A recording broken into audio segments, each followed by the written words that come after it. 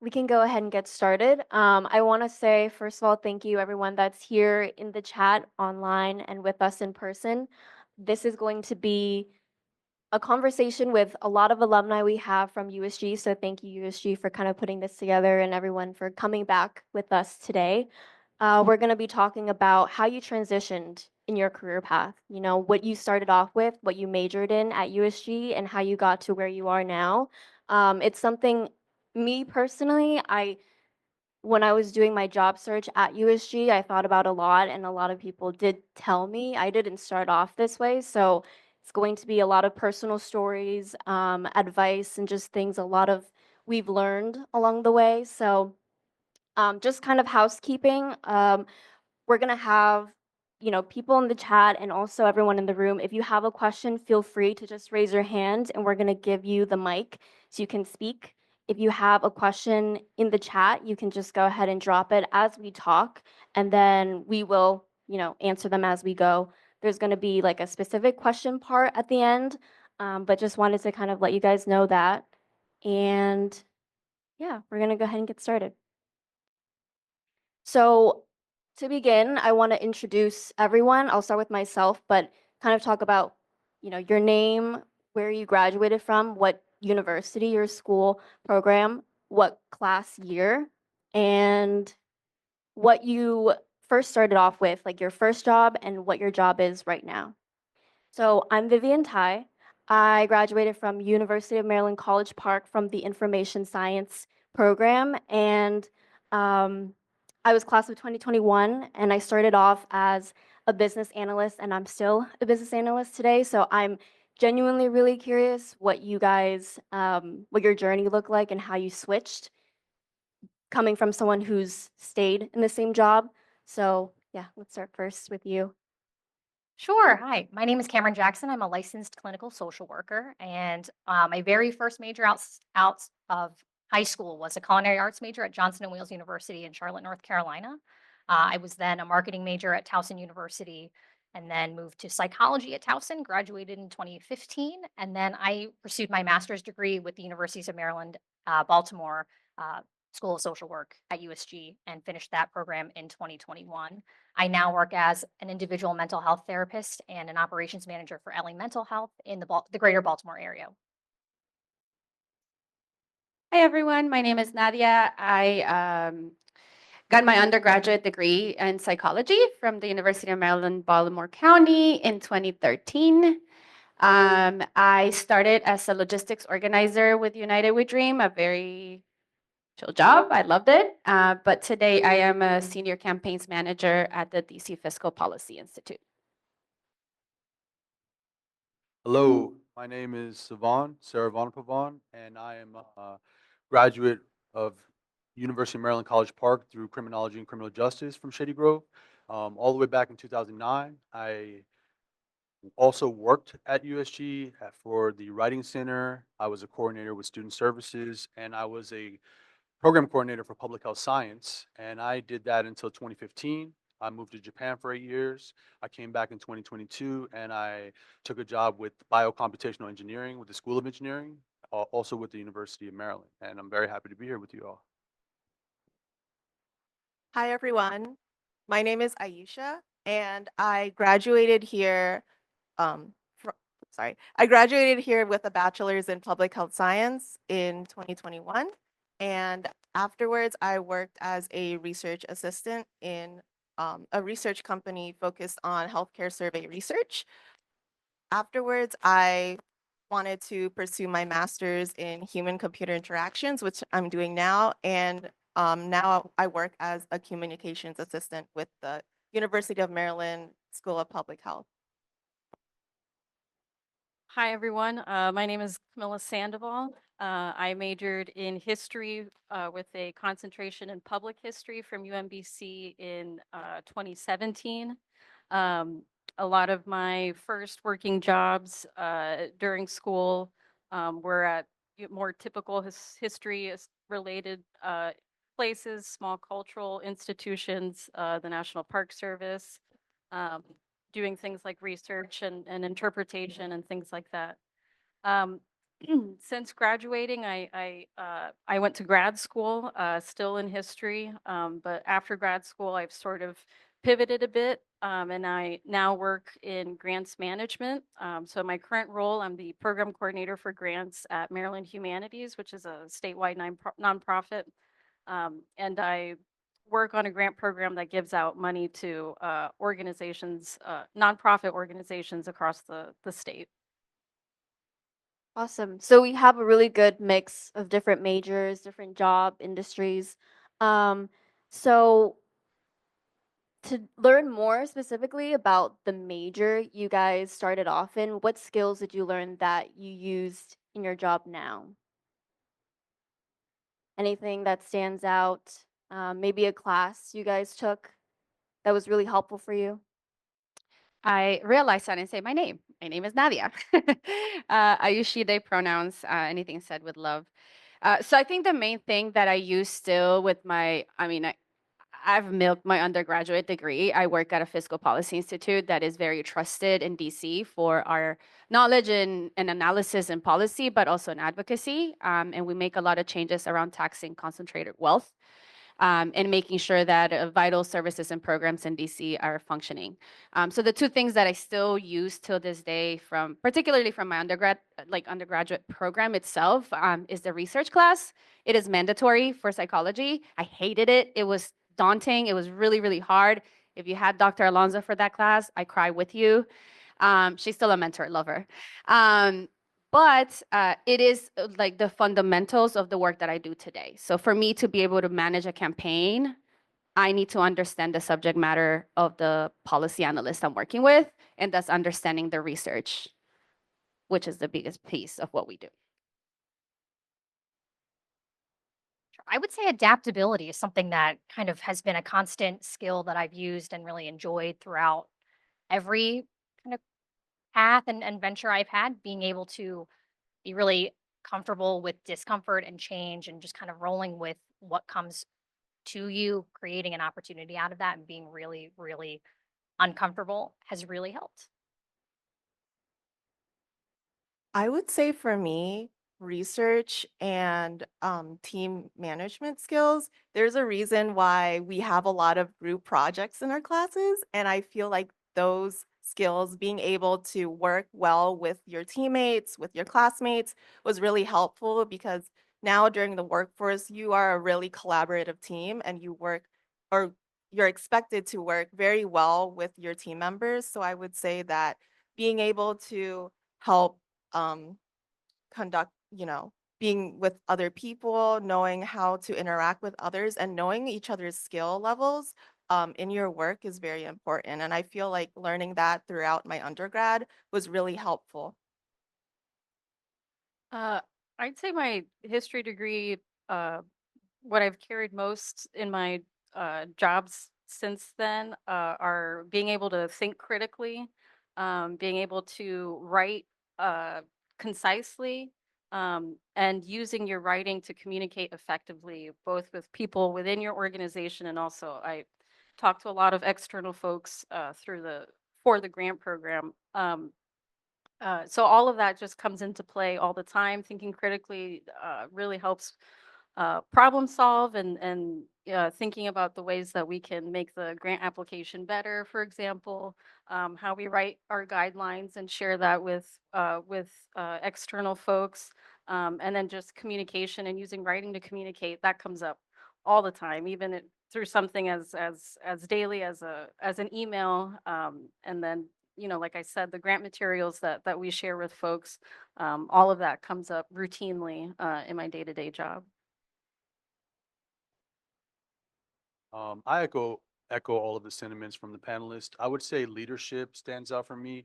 I remember when I was at Montgomery College, I was completing my associate's degree, and I had a criminology professor at the time who was also my mentor, and she asked me, "Hey, do you know about USG? Do you know about Shady Grove?"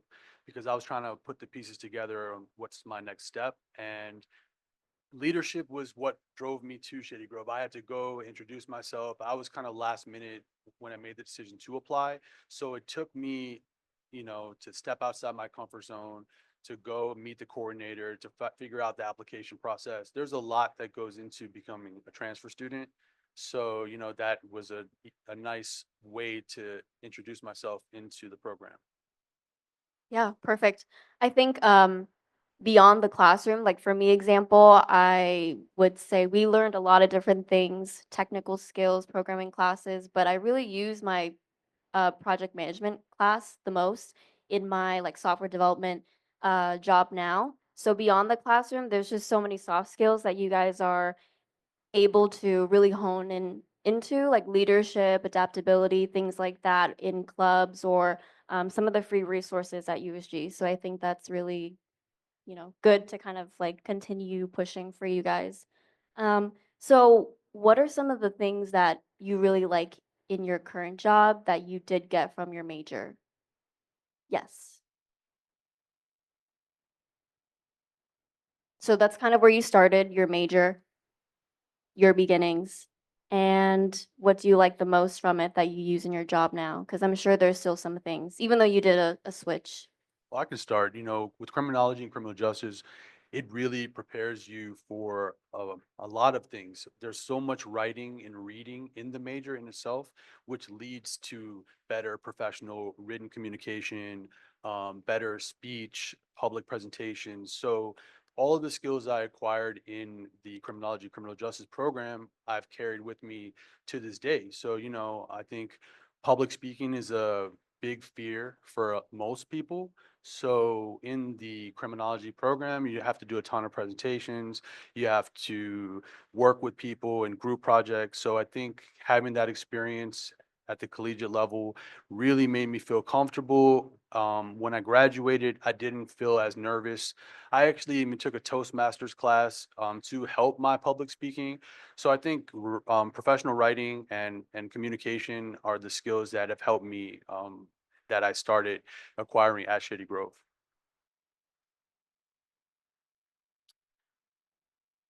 Reflecting on this question, it made me remember a class I took back in undergrad. I believe it was called like designing patient-centered interfaces. And in that class, I remembered learning a lot about health communications and health interfaces, which was something I was really interested in. And with that, as long as learning about human behavior in some of my other classes, it really helped hone my skills into my current role, which is working with other teams in my communications role on how to effectively showcase different sorts of data, showcasing different sorts of communication materials to the school. So just really like seeing that journey of like a specific class or specific skill set I remember learning in undergrad and kind of honing into it and being able to use that in my current role felt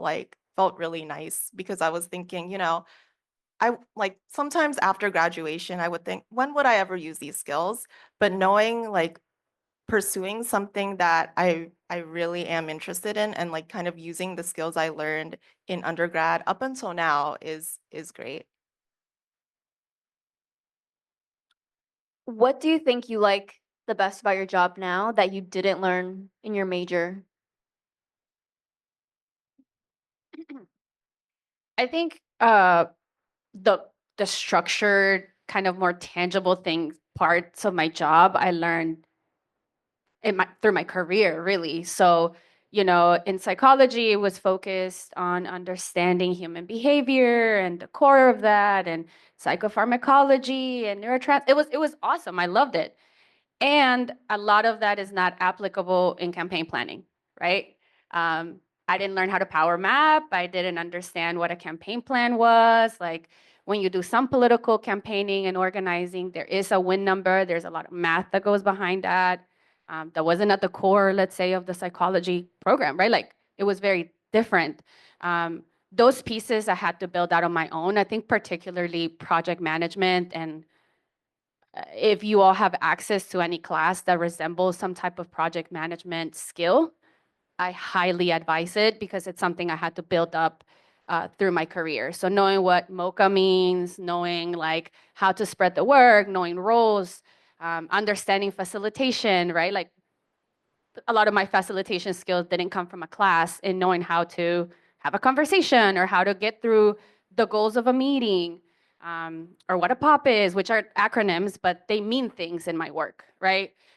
Those are things that are very separate from my undergrad degree that I had to learn through my career. So had to adjust quite a bit. Sure. I would say to add my very first major as a culinary arts major has literally nothing to do with me being a clinical social worker, a therapist, or managing a business. I wanted to be a cook for a living, and those skills don't necessarily translate in a professional way. Although if you have a birthday in my office, I'm the one that makes you cookies or a cake, so there's that added benefit. But I did never see myself as being someone that knew or would understand or enjoy business operations and what that looks like. So I've learned quite a bit of having patience with myself and learning things, because that also was not innately something that was part of being a culinary major. You don't have a lot of patience if you're cooking something. It's all about time and efficiency and less about having patience for yourself. So that's been a really nice area of growth for me. Anyone else? Anything different that you did not learn in your major, in your beginnings, that you use now? I would say the creative aspects that I do in my current role that I didn't do as much in my major. I was mostly research focused while doing my undergrad in public health science. And basically, from starting off with my undergrad in that, I thought I was going to go more into like hardcore research throughout, I guess, my whole life. And I did. That's when I did work in a research company right after undergrad. But then I realized, I wanted to do more of like a creative aspect of what I wanted to do because I felt more of a creative person. I wanted to do more design work, which is why I decided to pursue my master's in human-computer interaction. So working with user interfaces, user design, user research. And from that on there, working in my communications role now, I was able to basically do that, like being able to talk to people, understand people's pain points, what they wanted to see in certain websites or certain applications, and kind of like understanding what appeals to people versus what doesn't. And I just really love, doing what I do now. Yeah. We actually have a question from the chat. Okay, is this picking up? Yes.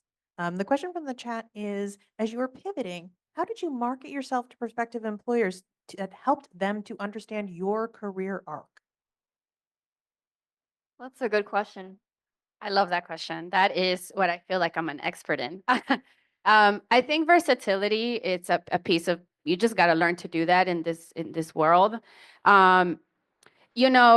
Understanding, like being able to market yourself out to not just employers, but understanding what your core values are, right? When you're able to share your reason as to why you're switching jobs or you're changing majors or trading careers, or I had a lap in employment because I had to do caregiving for my daughter for about 8 months, right? Like, how do you explain that? I've transitioned from working at a union to working at Annapolis as a chief of staff, right? To working at a Fiscal Policy Institute, to anything that deals with community organizing. So being able to say, like, what are my core skills, like what I know how to do and I know how to do well, and be able to explain it in the words of that job, right? You see the job description and you're like, I know half of these things. I do them in my job in a different way.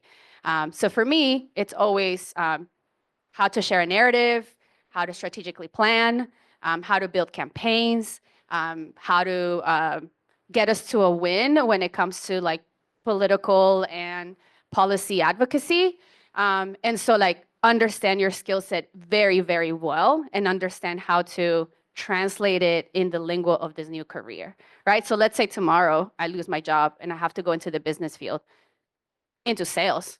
How would I market myself as someone who's been doing only purely community organizing work?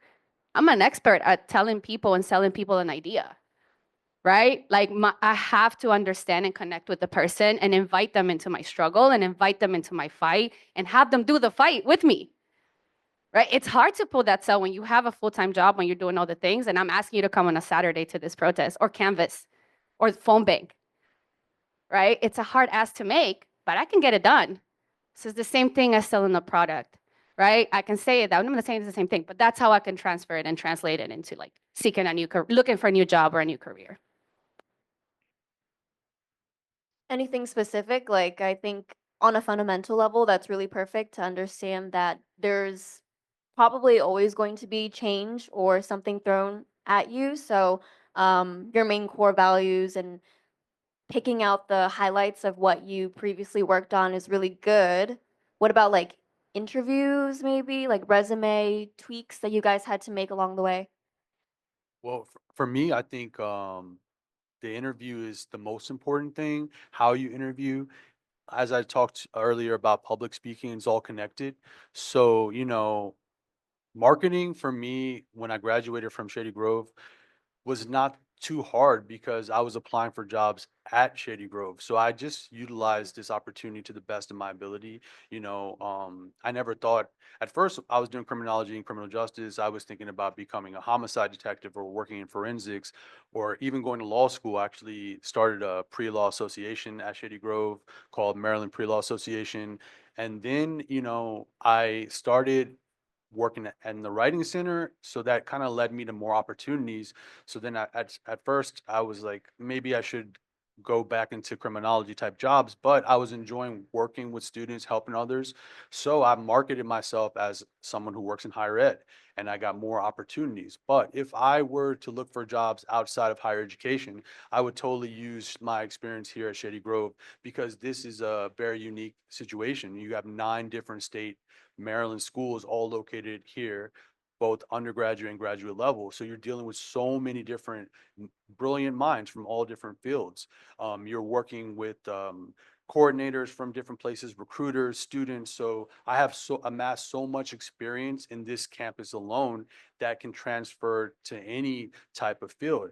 And I'll tell you, nowadays with social media, we all can be marketing ourselves. We all can have our own brand. You should all consider entrepreneurship. And if you don't think you can definitely do it, because you could literally start your own business, start a YouTube page or Instagram and build a following slowly. And then all of a sudden you can monetize it and make money. So I will say how you interview, how you present yourself is the key to success. And you can, if you believe in yourself and your abilities, and if your abilities can transfer like public speaking, writing, networking, that's essential in every field. So, work on that interview and work on marketing yourself. And it doesn't really matter. You can reinvent yourself and do whatever field you want.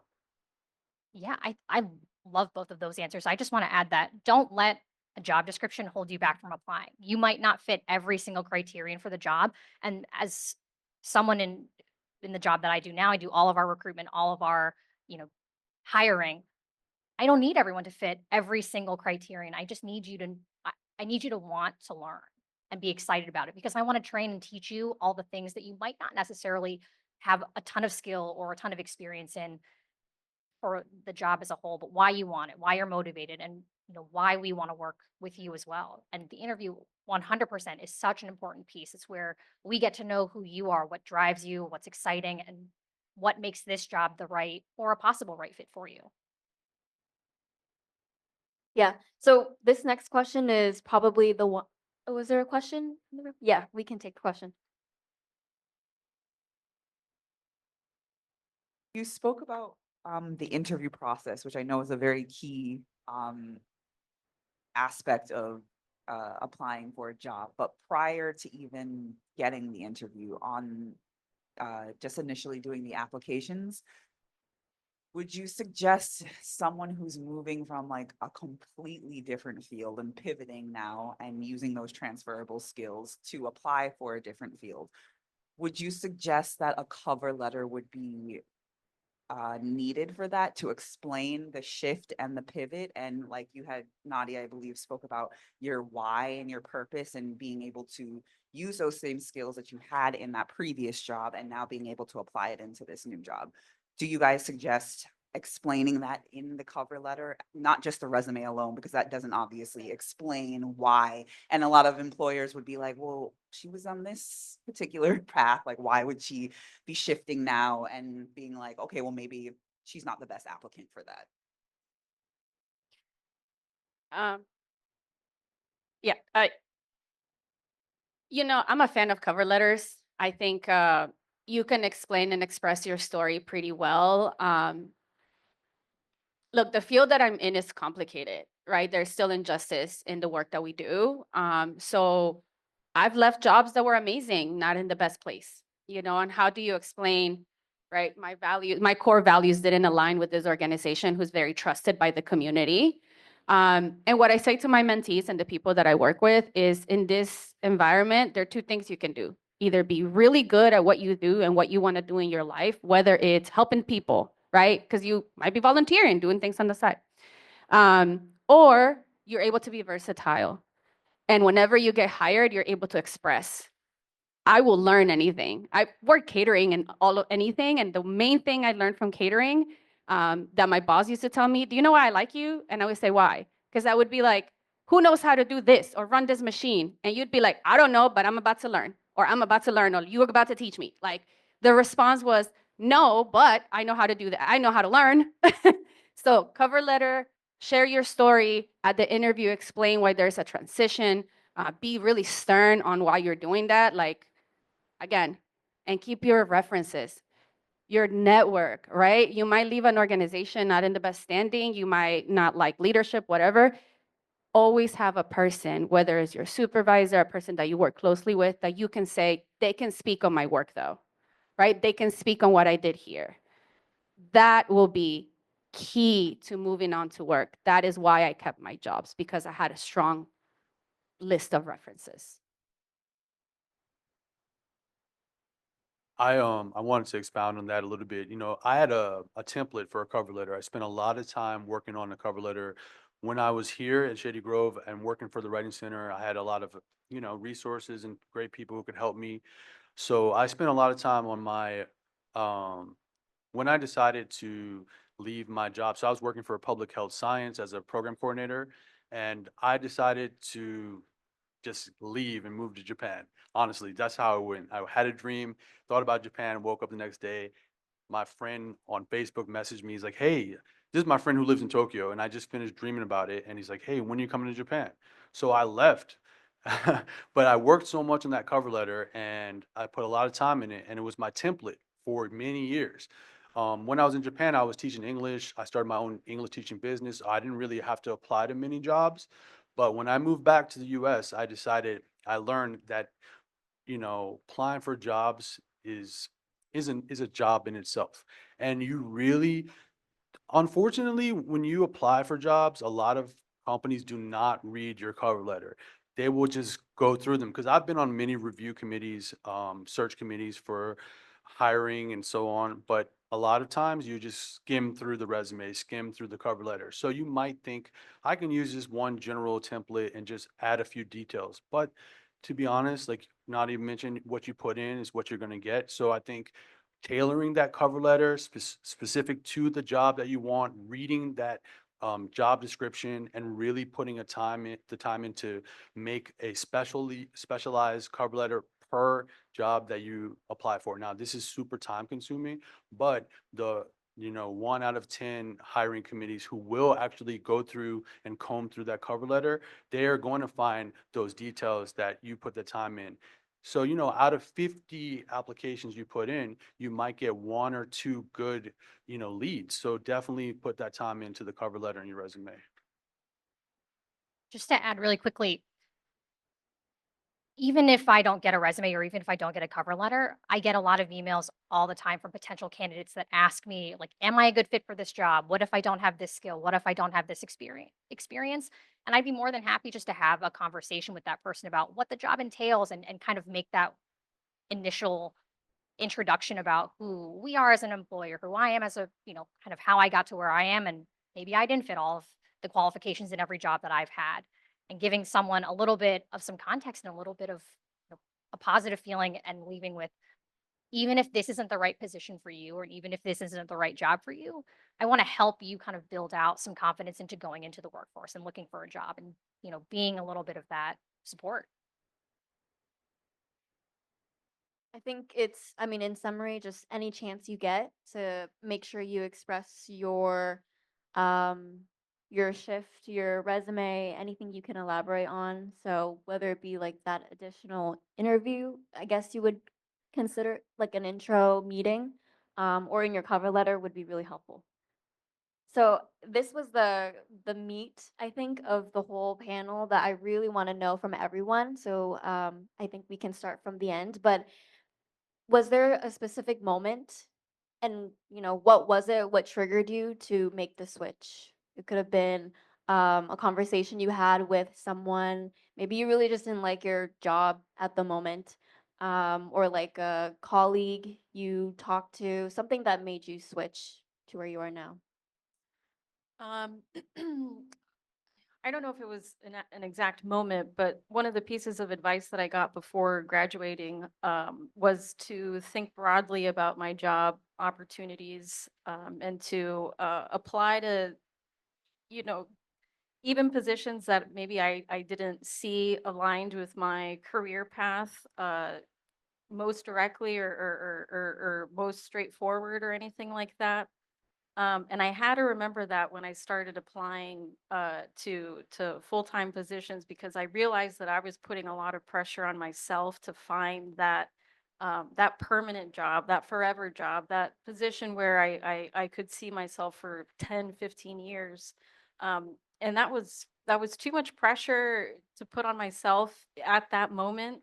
And I also think it just kept me from applying to positions that were still valuable steps to an eventual place that I wanted to get to in my career. So I just had to remember that piece of advice when I started applying to full-time jobs.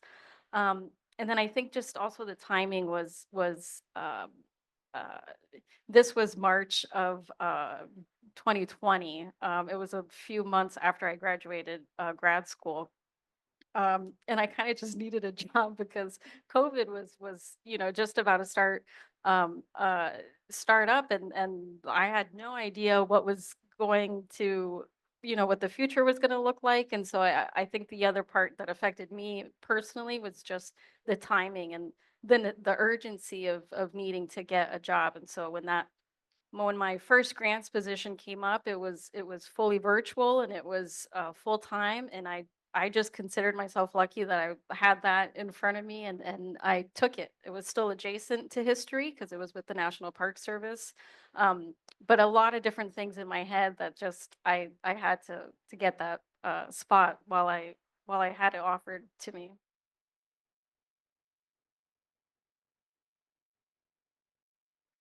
I think for me also, there wasn't a really specific moment where I wanted to make a switch, but I would say in my first role as a research assistant, working in survey research, I kind of slowly started to see or started to learn how many users would interact with data interfaces.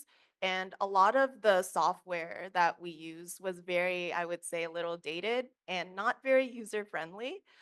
So just, learning about that and also talking with some of the other communications supervisors that were over me in my role, I just noticed how a lot of things could be updated to make it more accessible or make it more user friendly for people who aren't used to working with a lot of technology, which we're doing a lot now. And I started my first role during COVID, so a lot of the work I did was virtual.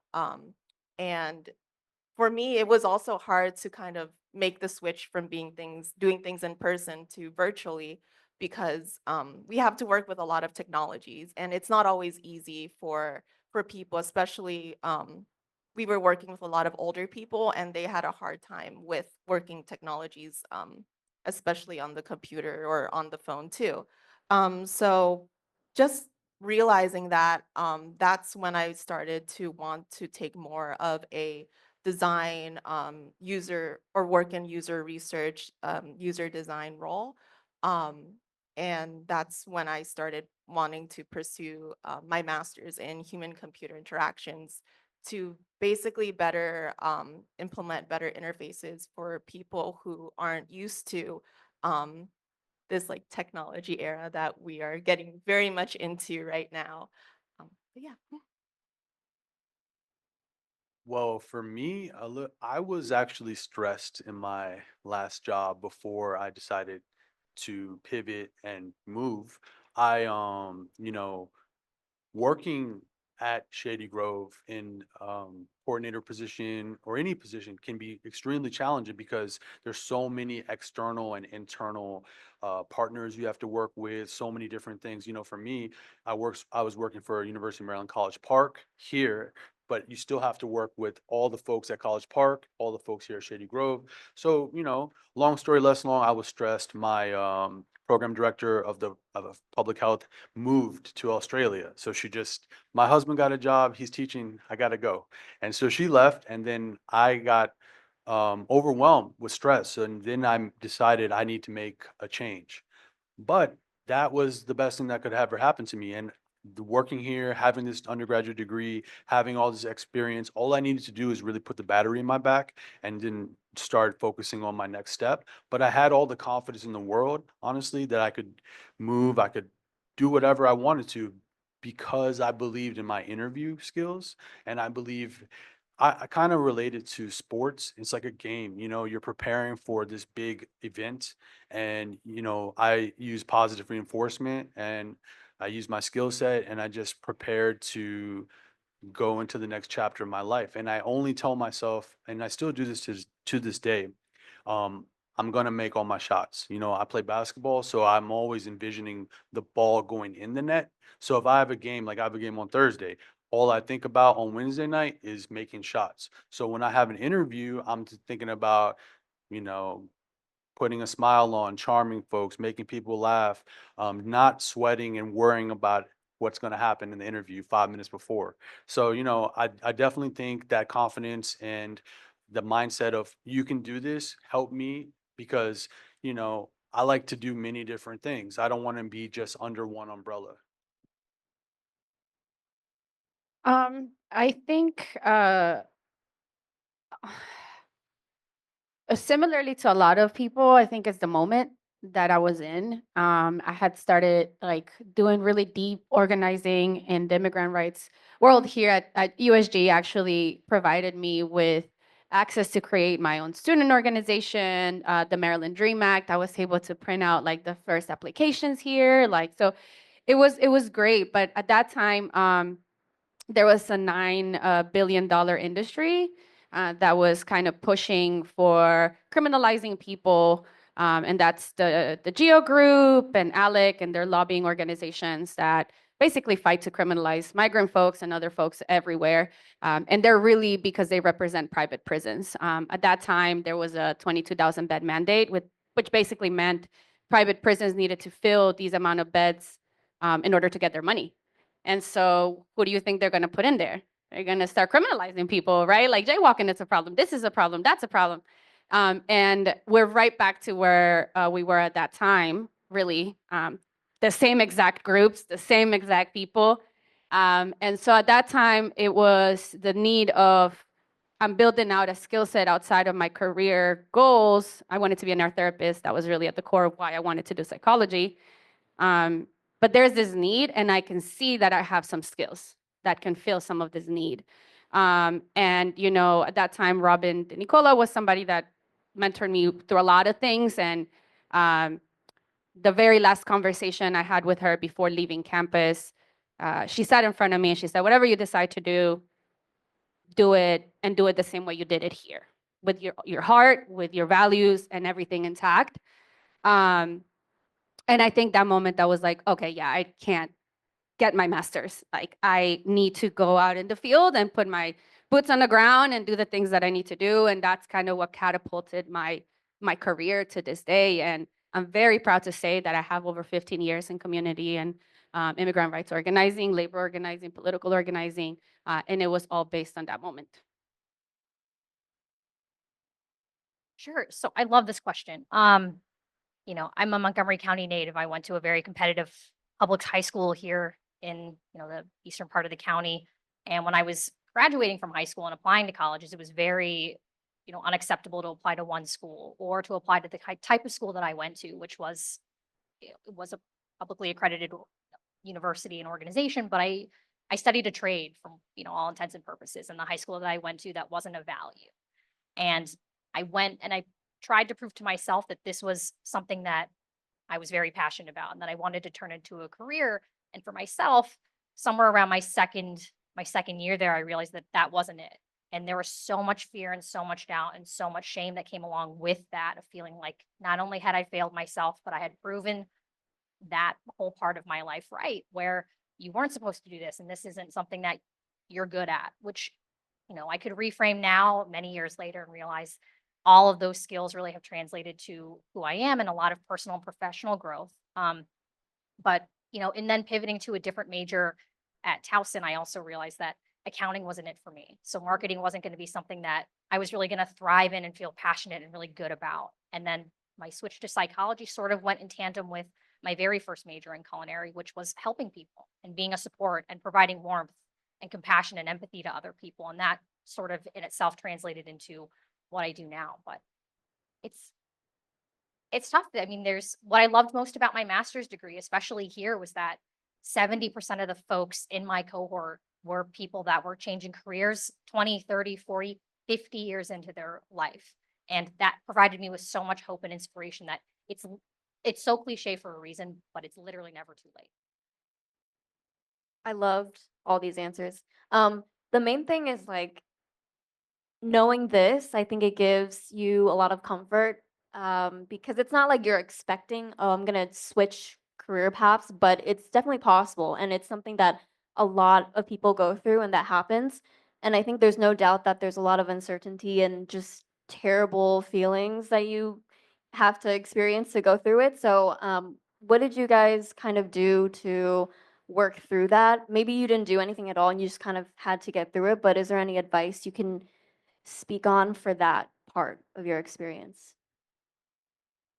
I think acknowledging those really terrible feelings helped me, not trying to stuff them away or invalidate my own feelings of why this is so challenging and why this is uncomfortable and why I felt the way that I did. Feel them, acknowledge them. That in itself is a lot of power. It gives you a lot of context just to understand how we got to this point and where you want to go next. What goal do you want to set for yourself, whether it's, a 1-day goal, a 5-year goal, a 20-year goal. Did sorry, any of you guys experience imposter syndrome as well? Yeah, absolutely. I think I'm a perfectionist, so sometimes I will, or a lot of times I will procrastinate or I'll put things off because I don't believe in it or I don't believe I'm ready, or I, for whatever reason, or, even updating my resume. I'll do a ton of things in a month. And then I say to myself, I'm going to forget some of these things. Let me go update my resume. But then, if I don't have those perfect bullet points, the adverbs, getting the action into the word, into the paper, I don't want to do it, because I'm thinking, I don't want to ask ChatGPT. I want to write this myself. I want to write something that's really good. But if I'm not feeling it, I will put it off. But then I've learned that's not the way to do it. Sometimes you just gotta, sit down, do the work, zone in, and just get it done. So I think nowadays I just do it, instead of worrying about it as much and focus more on the present. I think a lot of the anxiety that I have had in the past is because I'm worried too much about what's going to happen or what has already happened instead of just, all right, this is what I can do today. This is what's in my control. So I think a lot of it is just we can be our own block. You can be our own enemy. You can be the reason why you don't get things done. And I'll say from personal experience, I've had opportunities that I've passed up since I was a young kid. Here we want you to do the Martin Luther King Jr. I Have a Dream speech. Said no. Or, we want you to be the lead in this. I said no. So after years of self-doubt and years of turning down opportunities, at some point I realized, all right, you aren't going to make the shot if you don't take it. So, I think you just do what makes you uncomfortable, and then you'll get really good results after you try it. I think something that's helped me is remembering that I should focus on what I can control. I think it's really easy to for a lot of people to just think of the worst possible situations, and I tend to I tend to tell myself that it's okay to think about that negative stuff because I'm just preparing for what could happen. But I think what's coming up in these answers is that it's important to have grace for yourself and to be patient with yourself. Um, and I think even before my career pivot, I did always feel this imposter syndrome and felt the need to be a perfectionist. And that only heightened when I did the career pivot, because then it's like, why am I in this, position that maybe on paper I don't make the most sense for, and now you feel like you have to prove yourself to a higher level than maybe if you had come into that role with a different with a different career background or educational background or anything like that. So just focusing on what's in your control, and being kind to yourself. And also, if you still have a lot of that support in your network, you just talk to those people, and if anything, they'll just very kindly remind you that you are the person for that job, and um, that it's okay to make mistakes when we're learning in the process. I think the way that I frame it to people that I work with is imposter syndrome is part of the system, right? It's part of the system that keeps folks outside of spaces that we've already been marginalized and kicked out of. So it's a form of revolution. It's a form of fighting against something that you don't believe in, to show up with the confidence of a mediocre white man, right? Like that is part of it. But my biggest advice is to have something outside of your career, right? Whether it's your family, whether it's, I do folkloric Bolivian dancing. Once I step in there, nothing else matters. I'm dancing, I'm doing my thing. Once I'm with my daughter, I'm doing my thing. I'm not burning out. It will never happen again, because what happens with my work when I'm absent? What happens when I haven't transitioned correctly, right? The impact is bigger. So have something outside of your career that gives you breaks. So we're near the end. I just want to remind, if you have any questions, feel free to just shout them out. Yes?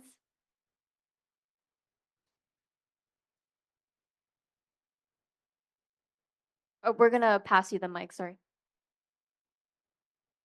Can you hear me? Yes. Okay. Did any of the personality instruments, like I'm sure many of you heard of the Myers-Briggs type indicator, did that sorry, did that actually help you at all?